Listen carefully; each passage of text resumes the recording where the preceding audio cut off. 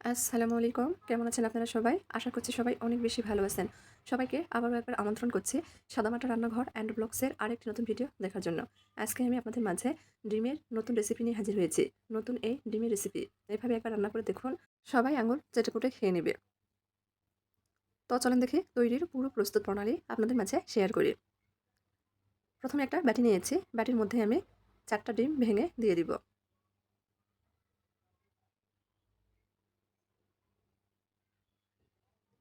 ভিডিওর প্রথমেই আপনাদের অনুরোধ করছি, যারা ভিডিও দেখবেন তারা প্লিজ একটা লাইক দিয়ে ভিডিওটা দেখার চেষ্টা করবেন।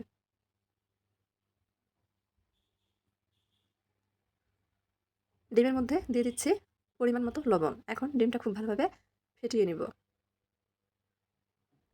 আমি সবসময় আপনাদের মাঝে ঘরোয়া রান্নাবান্নার রেসিপিগুলো শেয়ার করি। হাতের কাছে থাকা উপকরণ দিয়ে সহজ সহজ রেসিপি আপনাদের মাঝে শেয়ার করে থাকি। যদি আমার রেসিপিগুলো ভালো লাগে তাহলে প্লিজ সবাই চ্যানেলটি সাবস্ক্রাইব করে নিয়মিত চ্যানেলের পাশেই থাকবেন। খুব ভালোভাবে ফেটিয়ে নিয়েছি। ডিমের মধ্যে দিয়ে দিয়েছি বেশ কিছুটা ধনিয়া পাতা কুচি। নেড়েচেড়ে মিশিয়ে নিয়েছি। সাইডে রেখে দিব। এদিকে ছোট একটা বাটি নিয়েছি। বাটির মধ্যে আগে থেকেই বড় সাইজের কয়েকটা রসুন কোয়া নিয়ে নিয়েছি। দিয়ে দিচ্ছি ছোট সাইজের একটা টমেটো, ২ টা কাঁচামরিচ। সবগুলো উপকরণ ব্লেন্ডারের জারের মধ্যে দিয়ে দিয়েছি। খুব ভালোভাবে ব্লেন্ড করে নেব। একটা বাটিতে ঢেলে নিচ্ছি। সাইডে রেখে দেব। এখন চলে যাচ্ছি রান্নাতে। চুলার উপর কড়াই বসিয়ে দিয়েছি। দিয়ে দিচ্ছি সামান্য পরিমাণ তেল। তেল গরম হয়ে গেলে ফেটিয়ে রাখা ডিমগুলো আমি কয়েকবারে ভেজে নেব।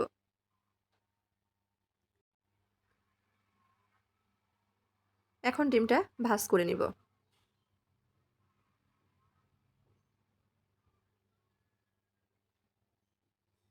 উল্টিয়ে পাল্টিয়ে কিছুক্ষণ ভেজে নেব।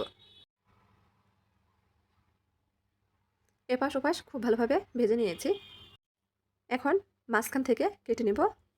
২ ভাগ করে নিচ্ছি।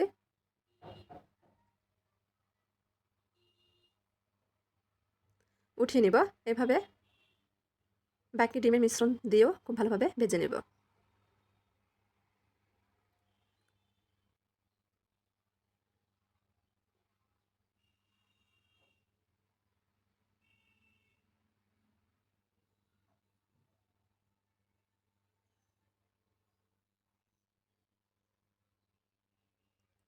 ডিম ভেজে নেওয়া হয়ে গেছে। উঠিয়ে সাইডে রেখে দেব। একই কড়াইয়ের মধ্যে আমি দিয়ে দিচ্ছি প্রায় ১ থেকে ১.৫ টেবিল চামচ পরিমাণ তেল। তেল গরম হয়ে গেলে হাফ চামচ মতো গোটা জিরা দিয়েছি ফোড়নের জন্য। ২ টা এলাচ, ২ টুকরো দারচিনি, ১ টা তেজপাতা মাঝখান থেকে ছিঁড়ে দিয়েছি। কিছুক্ষণ ভেজে নিব। ভাজা হয়ে গেলে এখানে হাফ কাপ মতো পেঁয়াজ কুচি দিয়ে দিয়েছি। পেঁয়াজটা নরম হয়ে যাওয়া পর্যন্ত ভেজে নিব।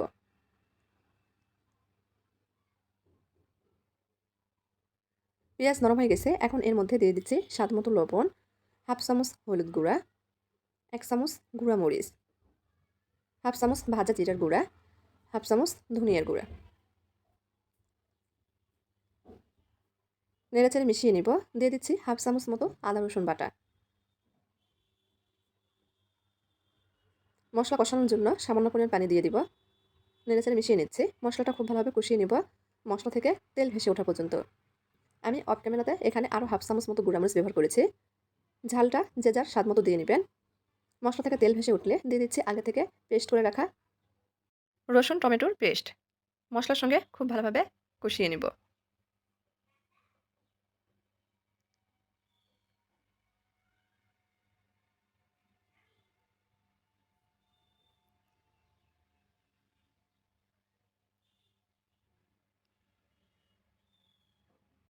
আবারও সামান্য পরিমাণ পানি দিয়ে দিব মশলাটা ভালোভাবে কষানোর জন্য।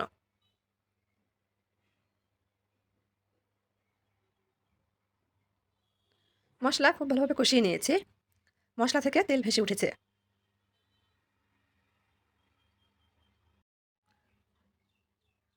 এখন দিয়ে দিচ্ছি ঝোলের পানি। এখানে ১ কাপ মতো পানি দিয়েছি। অপেক্ষা করছি খুব ভালোভাবে ফুটে ওঠা পর্যন্ত। বলক চলে এসেছে। এখন আগে থেকে ভেজে রাখা ডিমগুলো দিয়ে দিচ্ছি। ঢাকনাতে ঢেকে প্রায় ৩ থেকে ৪ মিনিট মতো রান্না করে নেব। এর মধ্যে কিন্তু ডিমগুলো ফুলে যাবে।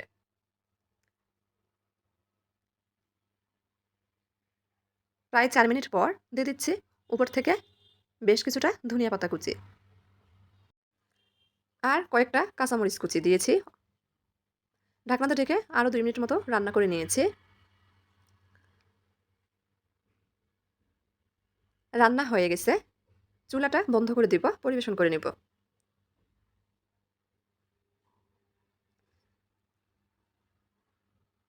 একবার এই নতুন পদ্ধতিতে ডিমের এই রেসিপিটি রান্না করে দেখেন, সবাই কিন্তু অনেক পছন্দ করবে। এখন চেটেপুটে খেয়ে নেবে। এখন পরিবেশন করে নিব।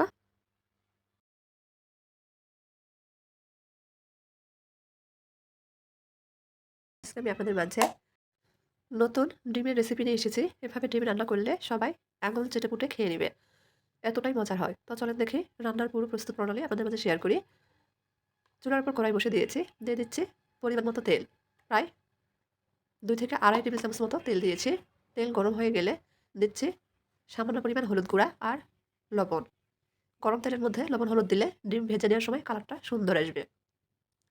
এখানে আমি 3টা ডিম সেদ্ধ করে আগে থেকে খোসা ছাড়িয়ে মাঝখান থেকে কেটে নিয়েছি। আজকে ডিম আমি কেটে রান্না করব। একটু সময় নিয়ে ডিমটা ভেজে নিব। চুলার আঁচ লো হিটে করে রেখে ডিম ভেজে নিলে কিন্তু ডিমটা আর ফুটবে না।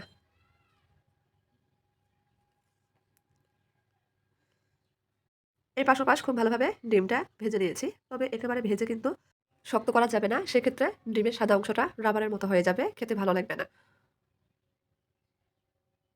উঠিয়ে নিচ্ছি। একই তেলের মধ্যে দিয়ে দিব হাফ চামচ মতো গোটা জিরা, কয়েক সেকেন্ড ভেজে নিব। ভাজা হয়ে গেছে। দিয়ে দিচ্ছি মাঝারি সাইজের 2টা মতো পেঁয়াজ কুচি। আর এখানে 3 থেকে 4টা মতো কাঁচামরিচ ফালি করে দিয়েছি। কিছুক্ষণ ভেজে নিব।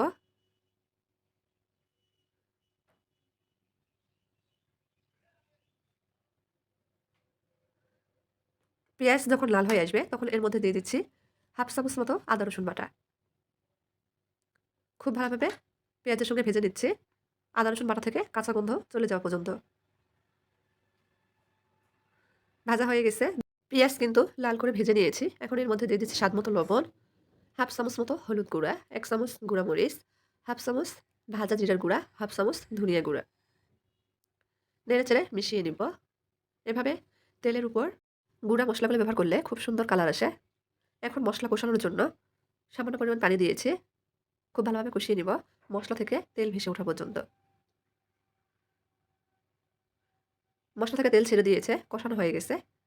এখন এর মধ্যে দিয়ে দিচ্ছি আগে থেকে কেটে রাখা আলু। আলুটা এভাবে চিকন চিকন করে কেটে নিয়েছি। এখানে আমি মাঝারি সাইজের 2টা আলু ব্যবহার করেছি। নর্মালি আমরা আলু ভাজা করার জন্য যেরকম আলু কাটি তার থেকে একটু মোটা রেখেছি। মশলার সঙ্গে খুব ভালোভাবে কষিয়ে নিব। ততক্ষণ পর্যন্ত কষাবো। খুব ভালোভাবে কষিয়ে নিয়েছি। এখন দিয়ে দিচ্ছি সামান্য পরিমাণ পানি। নেড়ে চেড়ে মিশিয়ে নিব। ঢাকনা দিয়ে ভালোভাবে আলুটা রান্না করে নিব সেদ্ধ হওয়া পর্যন্ত। যেহেতু আলুটা একটু চিকন চিকন বা পাতলা করে কেটে নিয়েছে, সেজন্য সেদ্ধ হতে খুব বেশি সময় লাগবে না। ঢাকনা খুলে মাঝে মাঝে নেড়ে চেড়ে দিব। আলুতে যে পরিমাণ পানি ব্যবহার করেছি এতে আলুটা আবার খুব ভালোভাবে কষানো হয়ে গেছে। আলুটা ভালোভাবে সেদ্ধ হয়ে গেছে। চেক করে দেখছি সেদ্ধ হয়েছে কিনা। এখন এই আলুর মধ্যে দিয়ে দিব পরিমাণ মতো পানি। ঝোলের পানি ব্যবহার করছি। পানিটা এমনভাবে দিতে হবে যাতে আলু পানির নিচে ডুবে থাকে।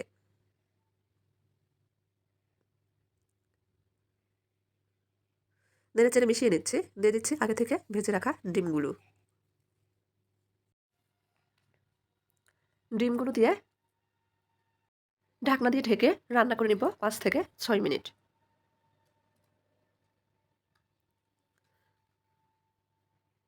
6 মিনিট পর রান্নাটা প্রায় হয়ে গেছে। এখন উপর থেকে দিয়ে দিচ্ছি বেশ কিছুটা ধনিয়া পাতা কুচি।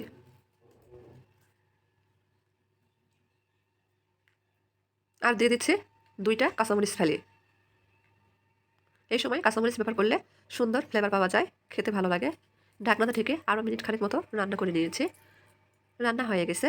চুলাটা বন্ধ করে নেব। পরিবেশন করে আপনাদের দেখিয়ে দিচ্ছি। এভাবে একবার ডিম রান্না করে দেখতে পারেন। মাছ মাংসের স্বাদকেও হার মানাবে। মাছ মাংস ফেলে এটা দিয়েই পুরো ভাত খেয়ে নিতে পারবেন। এতটাই মজার একটি রেসিপি। তো আমার আজকের এই ডিমের রেসিপি যদি আপনাদের কাছে একটু ভালো লেগে থাকে তাহলে প্লিজ সবাই চ্যানেলটি সাবস্ক্রাইব করে পাশেই থাকবেন। আজকের আজকে আমি আপনাদের মাঝে ভিন্ন স্বাদের ডিম রান্না রেসিপি শেয়ার করছি। খেতে কিন্তু ভীষণ মজার। তো চলুন দেখি তৈরির পুরো প্রস্তুত প্রণালী আপনাদের মাঝে শেয়ার করি। এখানে আমি 5টা ডিম একটা বাটিতে ভেঙে রেখেছিলাম, দিয়ে দিয়েছি। ডিমের মধ্যে দিচ্ছি স্বাদমতো লবণ আর ধনিয়া পাতা। ডিমটা খুব ভালোভাবে ফেটিয়ে নিব।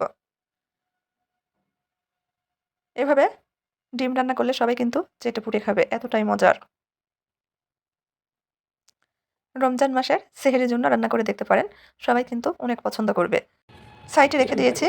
এখন আরেকটা বোল নিয়েছি, বোলের মধ্যে ধনিয়া পাতা দিয়ে দিচ্ছি। আমি ডাঁটা সহই ধনিয়া পাতা ব্যবহার করেছি। দিয়ে দিচ্ছি 7 থেকে 8টা মতো কাজু বাদাম। ছোট সাইজের একটা টমেটো এভাবে কুচি করে রেখেছিলাম, দিয়ে দিচ্ছি। দিয়ে দিব হাফ কাপ মতো টক দই। এখন সমস্ত উপকরণ ব্লেন্ডারের জারের মধ্যে দিয়ে দিচ্ছি। খুব ভালোভাবে মিহি করে পেস্ট করে নিব। মিহি করে পেস্ট করে নিয়েছি। একটা বোলের মধ্যে ঢেলে নিব, সাইডে রেখে দিব। চুলার উপর ফ্রাই প্যান বসিয়ে দিয়েছি। দিয়ে দিচ্ছি পরিমাণ মতো সরিষার তেল। তেলটা গরম হয়ে গেছে, দিয়ে দিচ্ছি ফেটিয়ে রাখা ডিম। ডিমের মিশ্রণ থেকে অর্ধেকটা মিশ্রণ দিয়ে দিচ্ছি। 2 বারে ভেজে নিব।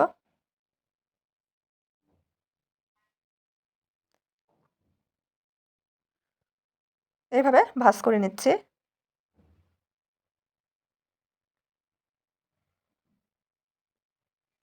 এখন কেটে নিব। আমি আমার পছন্দ মতো কেটে নিচ্ছি।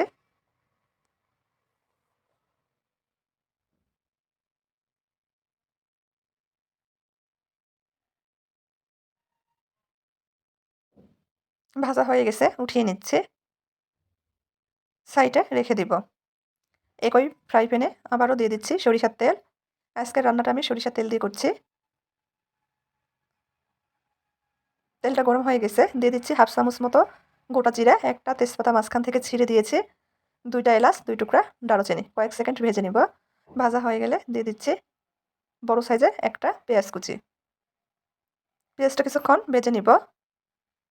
পেঁয়াজ নরম হয়ে গেছে, এখন এর মধ্যে দিয়ে দিচ্ছি একটা ছোট সাইজের টমেটোর অর্ধেক ব্যবহার করেছি। এখন এর মধ্যে দিয়ে দিব স্বাদ মতো লবণ। লবণ দেওয়ার কারণে টমেটো কিন্তু খুব দ্রুত নরম হয়ে যাবে।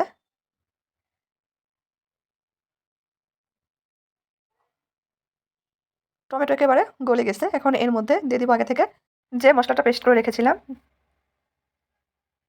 নেড়েচেড়ে মিশিয়ে নিচ্ছে। এখন এর মধ্যে দিয়ে দিব 1.5 চামচ মতো গুঁড়ো মরিচ, হাফ চামচ হলুদ গুঁড়া, হাফ চামচ ভাজা জিরার গুঁড়া, হাফ চামচ ধনিয়া গুঁড়া, হাফ চামচ পরিমাণ আদা রসুন বাটা। নেড়েচেড়ে মিশিয়ে নিব। সামান্য পরিমাণ পানি দিব মশলাটা খুব ভালোভাবে কষিয়ে নেওয়ার জন্য। মশলাটা খুব ভালোভাবে কষিয়ে নিতে হবে যতক্ষণ পর্যন্ত মশলা থেকে তেল ভেসে না ওঠে। যে কোনো রান্নার ক্ষেত্রে মশলা যত কষানো হবে রান্নার স্বাদ তত বেড়ে যাবে। খুব ভালোভাবে মশলা কষিয়ে নিয়েছি।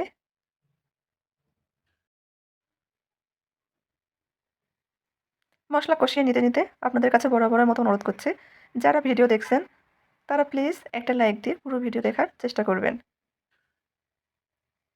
মশলা খুব ভালোভাবে কষিয়ে নিয়েছি। মশলা থেকে তেল ভেসে উঠেছে। এখন এর মধ্যে দিয়ে দিব আরও হাফ কাপ মতো পানি।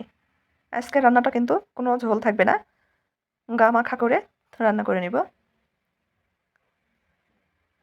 বলক চলে আসলে ভেজে রাখা ডিমগুলো দিয়ে দিব।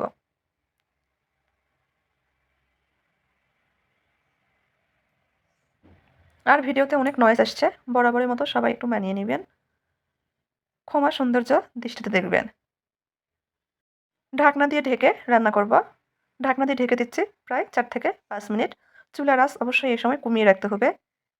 প্রায় 5 মিনিট পর নেড়েচেড়ে দিচ্ছি।